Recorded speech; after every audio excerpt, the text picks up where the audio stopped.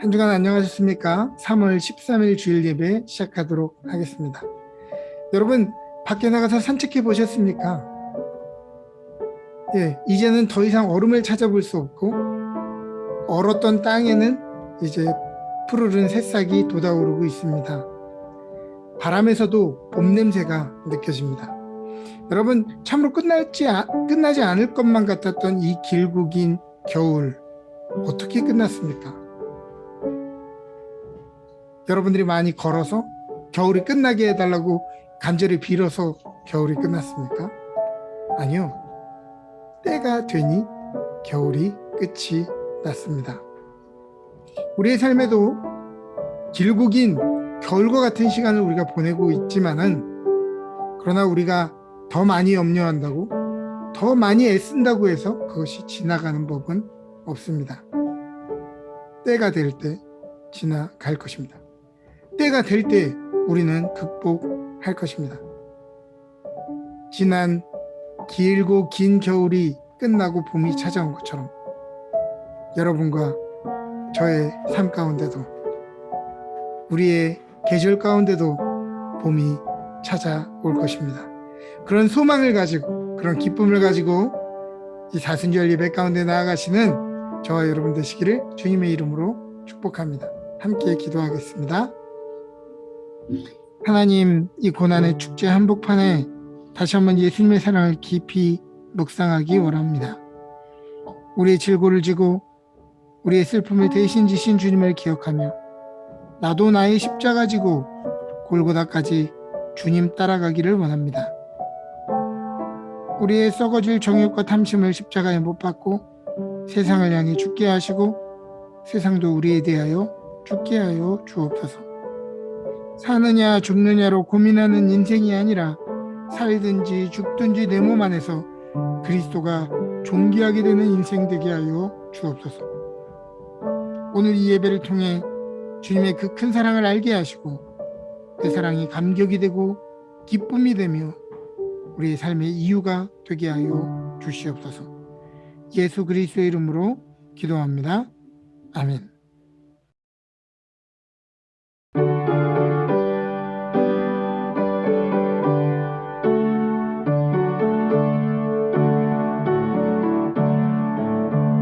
내 모든 소원 기도의 제목 예수님 닮기 원함이라. 예수님 형상 나 입기 위해 세상에 보았기 전에 예수님 닮기 내가 원하네. 날 구원하신 예수님을 내 마음속에 지금 보도사 주님의 영상 인치소서. 무한한 사랑 풍성한 은혜 슬픈 자 위로하시는 주. 길 잃은 죄인 부르는 예수 그 영상 담게 하옵소서. 예수님 닮기 내가 원하네. 날 구원하신 예수님을 내 마음속에 지금 보도사 주님의 영상 인치소서.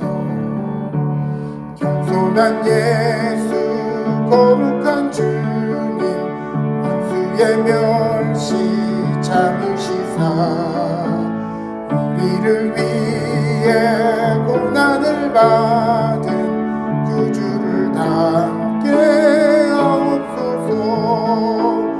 예수님 닮기 내가 원하네. 날 구원하신 예수님을 내 마음속에 지금 보도사 주님의 영상 인치소서.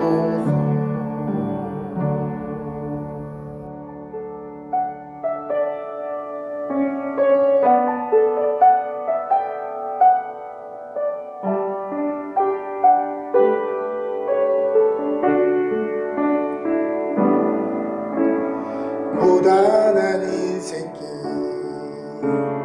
힘겨운 오늘도 예수 내 마음 아시네.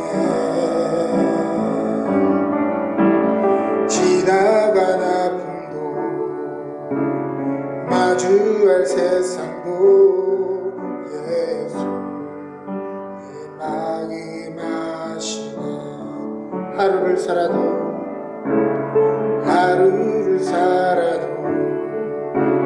기쁨으로 가리 예수 늘 함께 하시네. 후회도 염려도 온전히 맡기리 예수 늘 함께 하시네.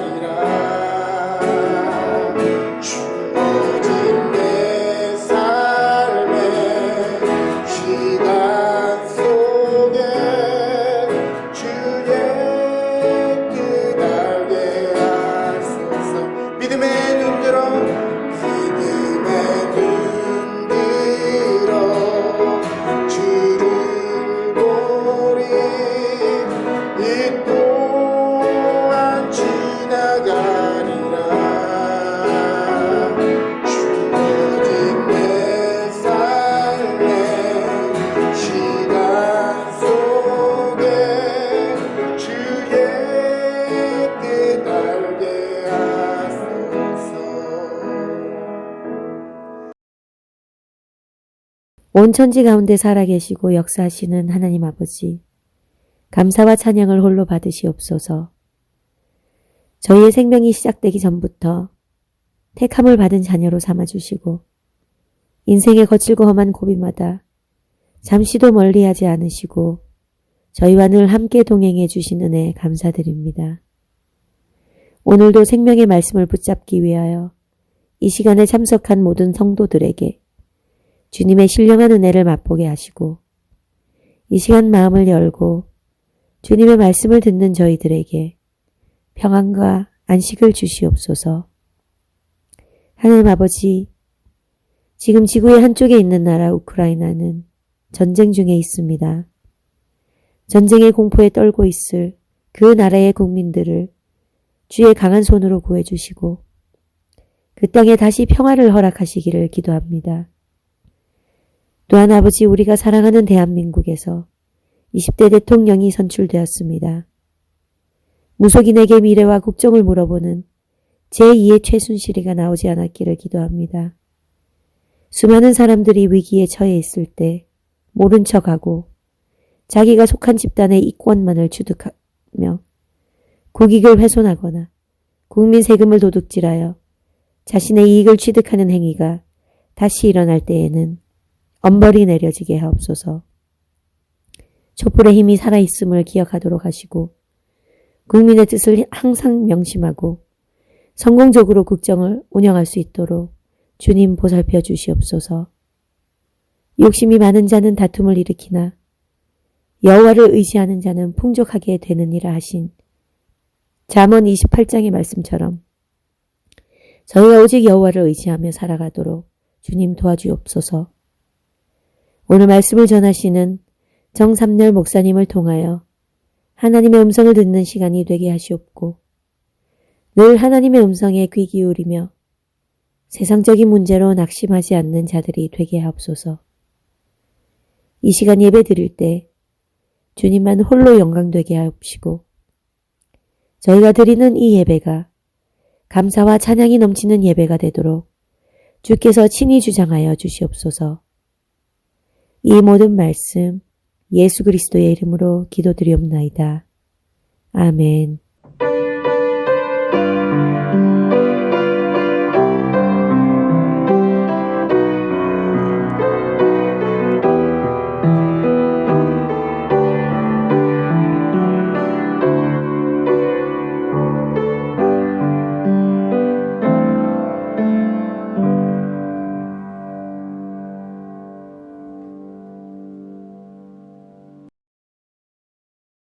오늘 우리에게 주신 하나님의 말씀은 마태복음 6장 6절에서 13절입니다. 너는 기도할 때에 내 골방에 들어가 문을 닫고 은밀한 중에 계신 내 아버지께 기도하라. 은밀한 중에 보시는 내 아버지께서 갚으시리라. 또 기도할 때에 이방인과 같이 중언부언하지 말라. 그들은 말을 많이 하여야 들으실 줄 생각하느니라. 그러므로 그들을 본받지 말라. 구하기 전에 너희에게 있어야 할 것을 하나님 너희 아버지께서 아시느니라. 그러므로 너희는 이렇게 기도하라. 하늘에 계신 우리 아버지여, 이름이 거룩히 여김을 받으시오며 나라가 임하시오며 뜻이 하늘에서 이루어진 것 같이 땅에서도 이루어지이다. 오늘 우리에게 일용할 양식을 주시옵고 우리가 우리에게 죄 지은 자를 사하여 준 것 같이 우리 죄를 사하여 주시옵고 우리를 시험에 들게 하지 마시옵고 다만 악에서 구하시옵소서. 나라와 권세와 영광이 아버지께 영원히 있사옵나이다. 아멘. 아멘. 오늘 우리에게 주신 하나님의 말씀입니다. 오늘은 마태복음 6장 말씀을 가지고 예수님은 어떻게 기도하셨나라는 제목으로 말씀을 나누도록 하겠습니다. 한국인들이 만나면 습관적으로 하는 인사가 있습니다. 바로 식사하셨습니까? 라는 인사입니다. 이 인사는 밥을 먹었느냐 안 먹었느냐를 물어보는 인사가 아니라 영어로는 How are you? 정도의 인사로 여겨집니다.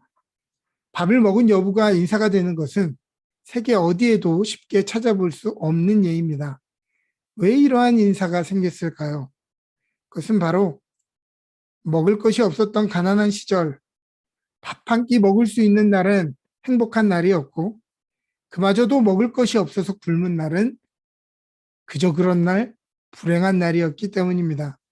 그러나 오늘날은 오늘 밥을 먹을 수 있을까 고민하는 사람은 거의 없습니다. 새로운 메뉴 뭐 먹을까 고민하는 것이 대부분이죠.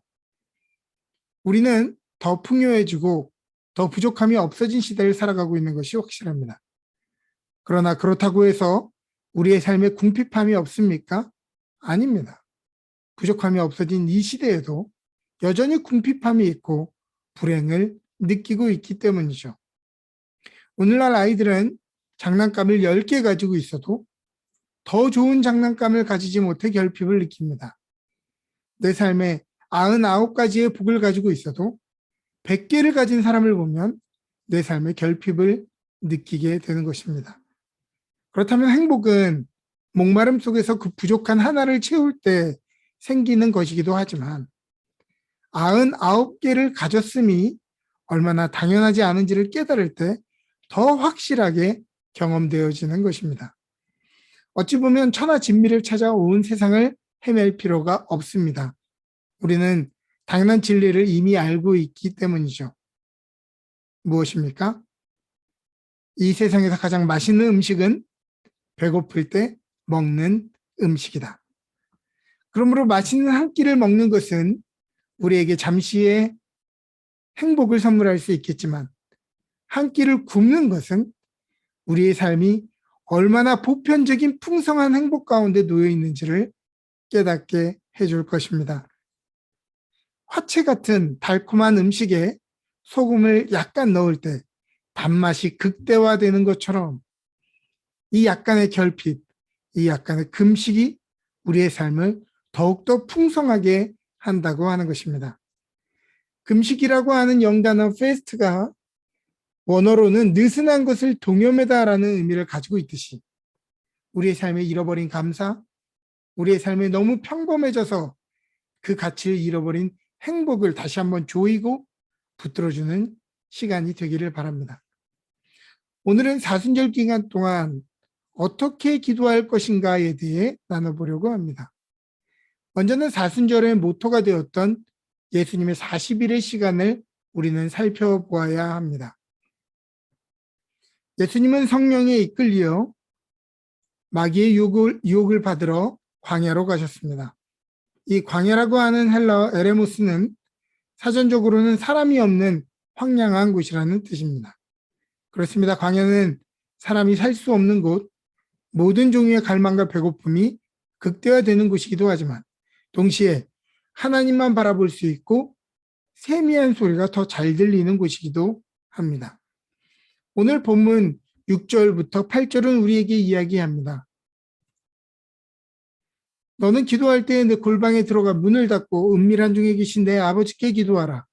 은밀한 중에 보시는 내 아버지께서 갚으시리라. 또 기도할 때에 이방인들과 같이 중언부언하지 말라. 그들은 말을 많이 하여 들으실 줄 생각하느니라. 그러므로 그들을 본받지 말라. 구하기 전에 너희에게 있어야 할 것을 하나님 너희 아버지께서 아시느니라. 우리가 늘 기도를 어렵게 생각하고 기도에 쉽게 무력함을 느끼는 것은 어떻게 기도해야 되는가에 집중해서 누구에게 기도하고 있는지를 쉽게 잊어버리기 때문입니다. 어느 목사님의 고백처럼 기도의 본질은 하나님께 하는 것이 아니라 하나님과 함께 하는 것이다 라고 하는 것이죠.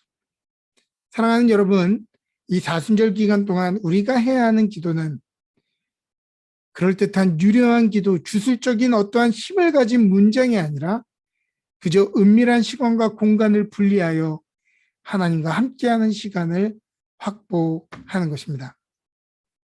40일이 맞춰지자 마귀가 나타나서 인간이라면 누구나 당연하게 흔들 만한 유혹, 우리 중 누가 그런 선택을 했다고 해서 함부로 손가락질할 수 없는 그런 유혹을 합니다.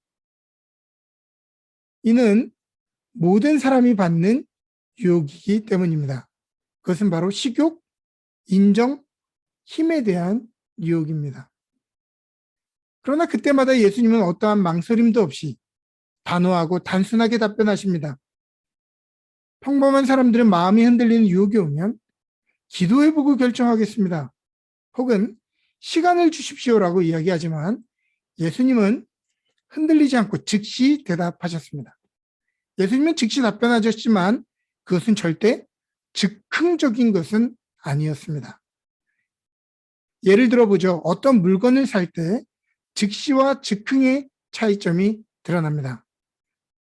우리가 무언가를 즉흥적으로 살 때는 그것에 대한 충분한 준비가 되어 있지 않은 상태에서 생각지도 못한 혹한 어떤 베네핏에 마음이 흔들릴 때 우리는 즉흥적인 결정을 하게 됩니다.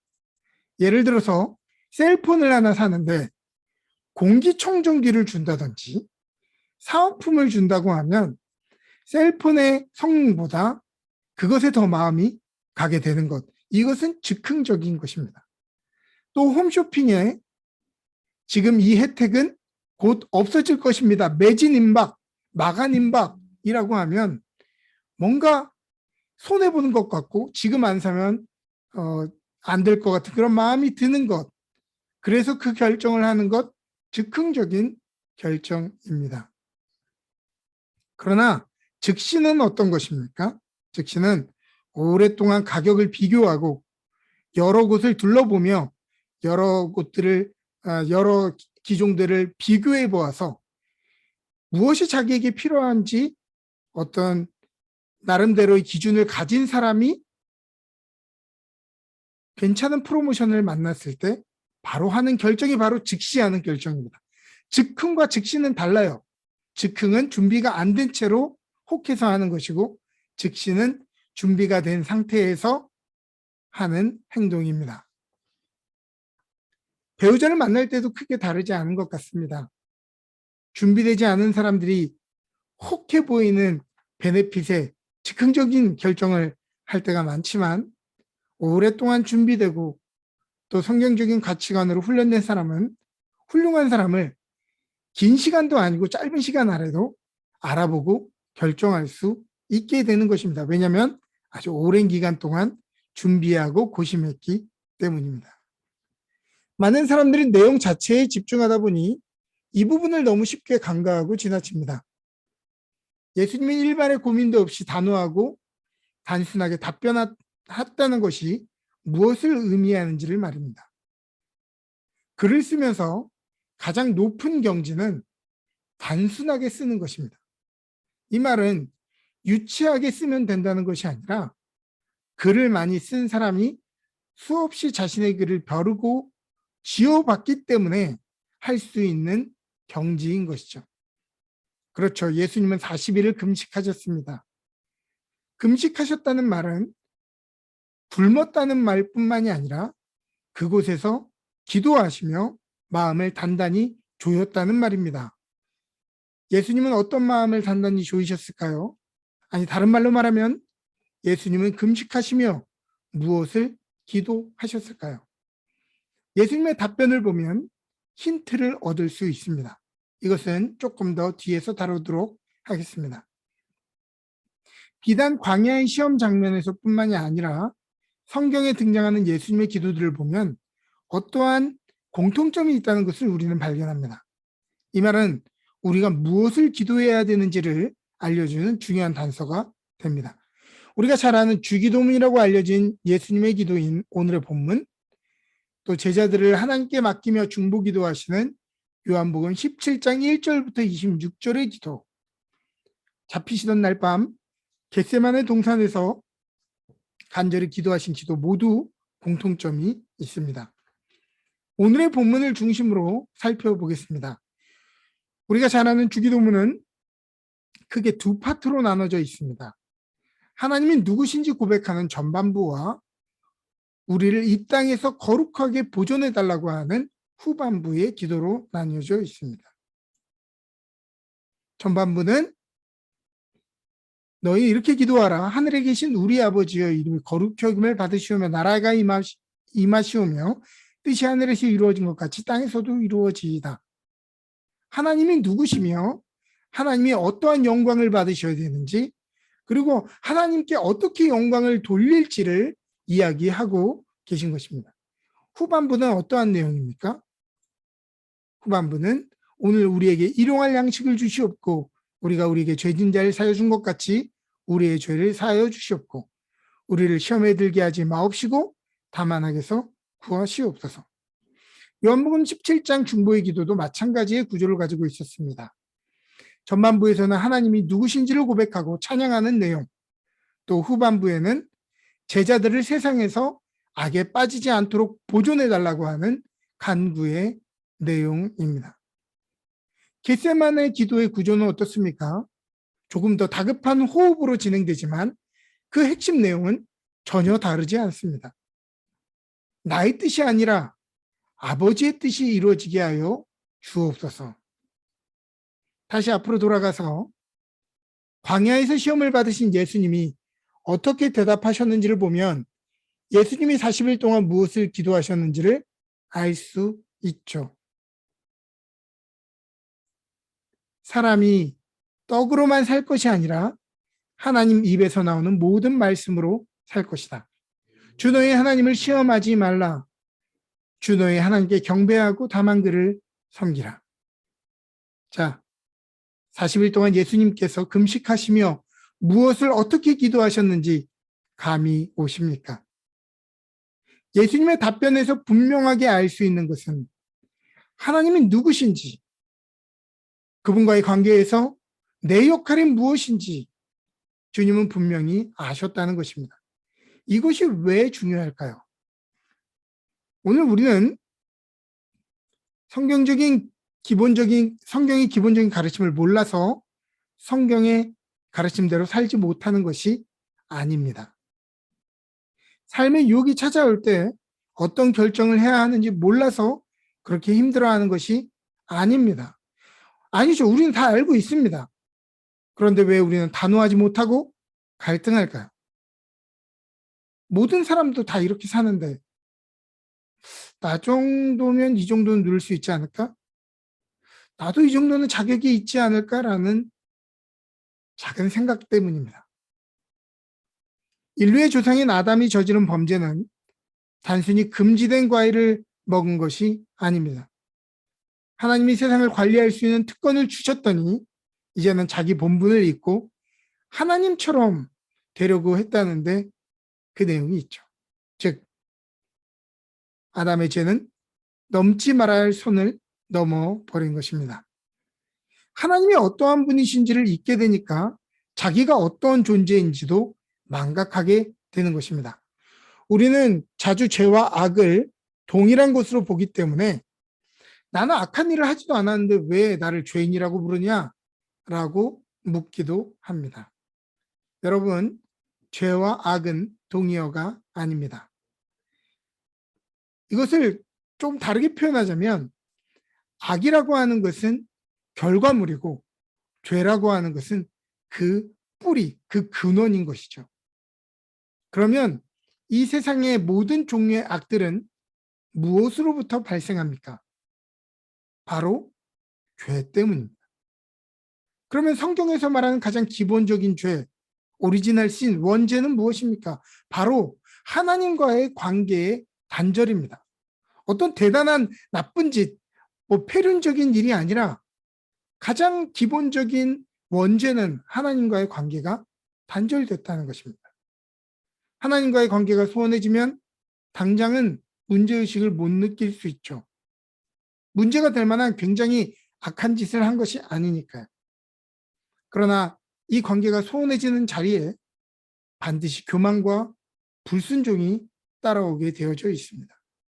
처음에는 작게 시작해서 나중에는 나 스스로를 믿는 지경에 다다르게 되죠. 사람 사이의 관계의 어려움, 부부 간의 관계의 갈등, 어떤 불륜, 이런 것들은 갑자기 엄청난 유혹의 기회가 찾아와서 일어나는 것이 아닙니다. 그런 것들은 어떤 결과일 뿐이에요. 그럼 무엇으로부터 시작하는가? 그것은 서로 다른 곳을 바라보는 자리에, 서로 관계가 소원해지는 자리에 조금씩 싹트고 자리 잡게 되는 것이죠. 그러므로 우리가 기도해야 되는 것, 하나님이 우리의 하나님 되심을 계속해서 고백하는 것입니다. 많은 사람들이 기도한다고 하면 자기에게 필요한 것을 간구하는 것만 하지 하나님이 어떠한 분이신지 고백하고 찬양하는 기도를 하지 않아요. 우리가 하나님 되심을 고백한다는 내용은 무엇을 의미하냐면 다른 말로는 나는 하나님이 아닙니다 라는 고백을 하는 것입니다. 나는 완전하지 않습니다. 나는 믿을 만한 존재가 아닙니다 라고 하는 고백을 계속하는 것이에요. 우리가 유혹의 순간 죄의 습성을 따르는 간단한 이유는 유혹과 하나님을 저울질했을 때 하나님을 가치롭게 여김이 없기 때문입니다. 그것을 worthy라고 하죠. worthy. 그것을 하는 것 worship. 우리가 하나님을 가치롭게 여기는 고백과 그 행위가 예배라고 한다면 우리가 죄의 습성을 따르는 간단한 이유는 우리가 하나님을 가치롭게 여기지 않기 때문입니다. 하나님이 어떠한 분이신지 또 우리가 지켜야 될 계명의 무게를 잊어버리는 것이죠. 예수님은 기도하실 때마다 하나님을 찬양하고 높이시면서 그분의 뜻과 나라가 이루어지시도록 기도합니다. 당신의 죽음의 위기 앞에서도 자기 살 길이 아니라 하나님의 뜻을 이루어달라고 강구하고 있는 것입니다.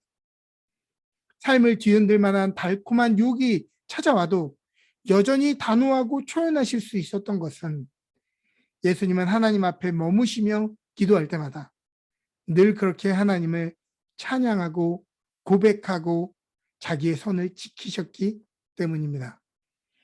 우리도 이처럼 기도해야 합니다. 내 소망, 내 바람을 말하기 전에 하나님의 위대함을 찬양하고 하나님의 뜻이, 하나님의 소원이 나의 갈망이 되고 나와 내 가정 가운데 이루어지기를 간구해야 합니다. 하나님의 뜻, 하나님의 소원을 기도하게 되면 반드시 우리는 하나님의 마음에 담겨진 이 세상의 모든 아픔들, 우리의 주위에 펼쳐진 아픔들을 직면할 수밖에 없게 됩니다. 그리고 그것을 바라보며 함께 기도하는 것, 중보 기도라고 하는 것은 다른 종류의 기도가 아니라 바로 이러한 마음을 가지고 기도할 때 그것이 바로 중보의 기도가 되는 것입니다. 또한 후반부의 기도,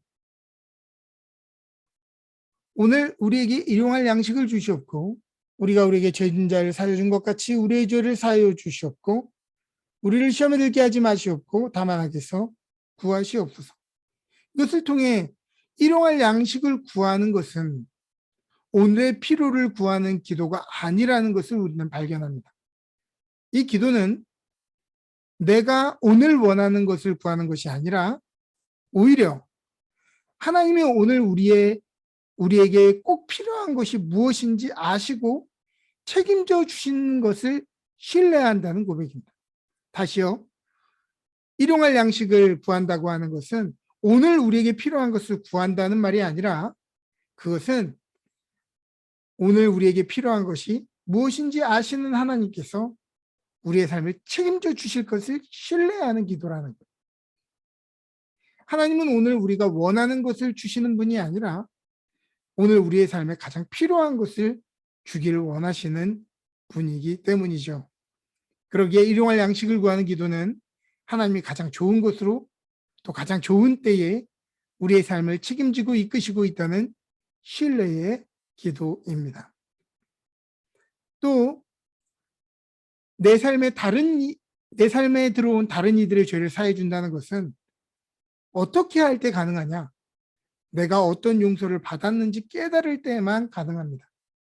다른 이들의 죄를 사해 주려고 애쓰면 그것은 너무 어려운 것이지만 하나님이 우리에게 어떤 용서를 해주셨는지를 아는 만큼 우리는 다른 이들을 용서할 수 있게 됩니다. 그러므로 형제를 용서한다는 것은 우리가 용서받은 자임을 기억하고 은총을 받은 자임을 깨닫게 해주는 최고의 방법이죠. 그러므로 오늘 우리에게 죄 지은 자를 사하여 준 것 같이 우리의 죄를 사해 달라고 하는 기도는 우리가 얼마나 은혜를 받은 자인지를 매일 확인해 주는 신뢰의 기도라고 할 수 있습니다. 시험에 들지 않게 해달라고 하는 말은 유혹을 만나지 않게 해 주십시오. 유혹을 피하게 해 주십시오. 라고 기도하는 것이 아니라 유혹을 언제 만나든 즉시 넉넉히 이길 수 있는 힘을 달라고 하는 것이고 악으로부터 구해달라는 말은 우리의 마음과 생각에 이 악한 마음이 주인 노릇하지 못하도록 우리를 잠식하지 못하도록 우리를 우리를 구출해달라고 하는 것입니다. 주님은 우리의 물에 빠진 우리를 구출하시는 분이기 때문이죠. 여러분, 악한 마음이 우리 마음에 주인 노릇하지 못하도록 하나님의 도우심을 구하시기 바랍니다. 오늘 우리는 예수님이 어떻게 40일간 마음을 조이시며 기도하셨는가를 배웠습니다. 그리고 그것이 예수님의 삶을 얼마나 한결같고 단호하게 만들었는지도 말입니다. 우리는 사순절 기간 동안 예수님의 이러한 본을 따라 기도해야 할 것입니다. 그때 천사들이 나타나 지친 예수님을 수종들었던 것처럼 주님을 따라 사순절의 순례의 길을 따른 우리의 삶에도 천사들이 나타나 힘과 위로를 더하게 될 것입니다. 그러한 은혜를 누리시는 저와 여러분 되시기를 주님의 이름으로 축복합니다. 아멘.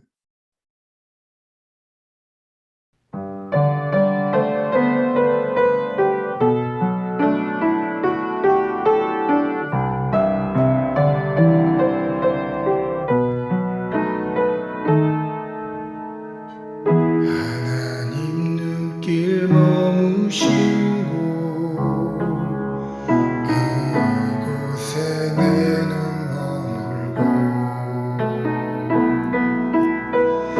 하나님 손길 닿으신 곳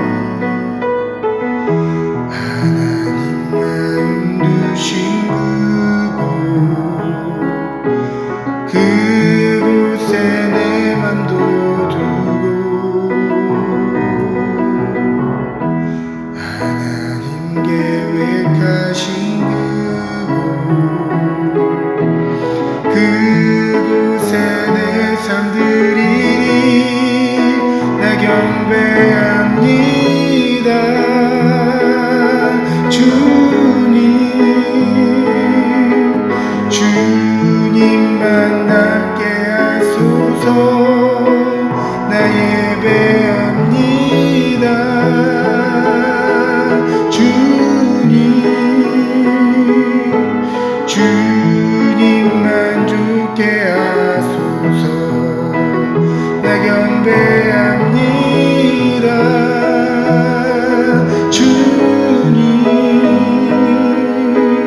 주님만 닮게 하소서.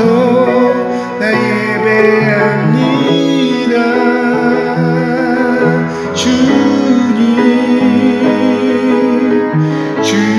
주님만 좋게 하소서.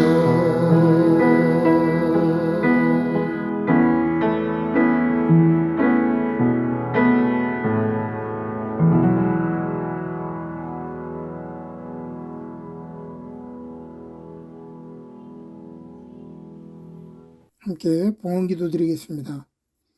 생명의 근원 되시고 만물의 주인, 역사의 주인 되시는 주님, 오늘 이 시간 우리는 우리의 삶의 주인 되시는 주님 앞에 예물과 함께 우리의 삶을 올려드립니다.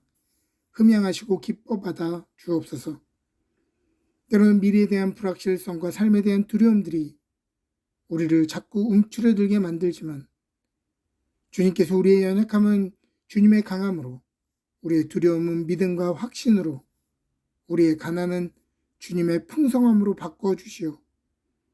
우리가 누구에게 속한 자인 것을 다시 한번 확인케 하여 주시옵소서.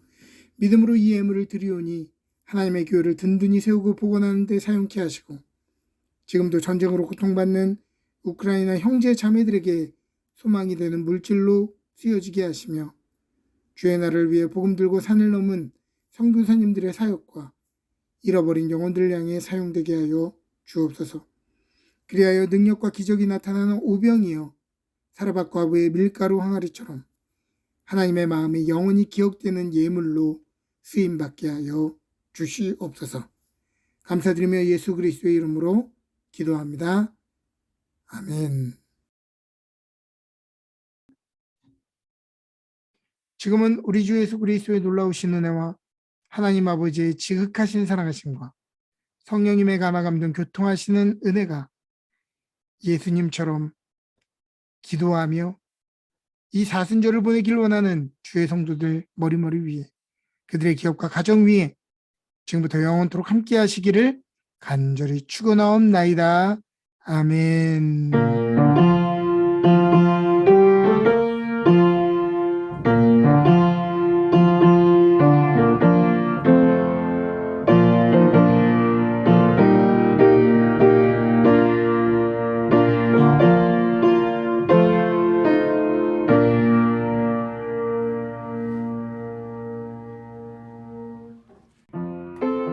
광고 말씀 전하도록 하겠습니다.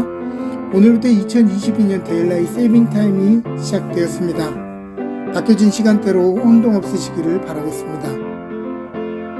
우리가 사순절 기간 동안 매일 한 끼 혹은 일주일에 한 끼라도 마음을 정하여 금식 후에 그 식사 비용만큼을 구제헌금으로 헌금하자, 이렇게 여러분께 말씀드렸습니다. 그래서 모여진 헌금은 우크라이나 난민을 위한 구제헌금으로 보내려고 하오니 여러분 이 구제에 참여하시는 마음으로 함께 금식하시고 동참해 주시기를 부탁드립니다. 한 주간 하나님의 은혜 가운데 충만한 한 주가 되시기를 주님의 이름으로 축복합니다.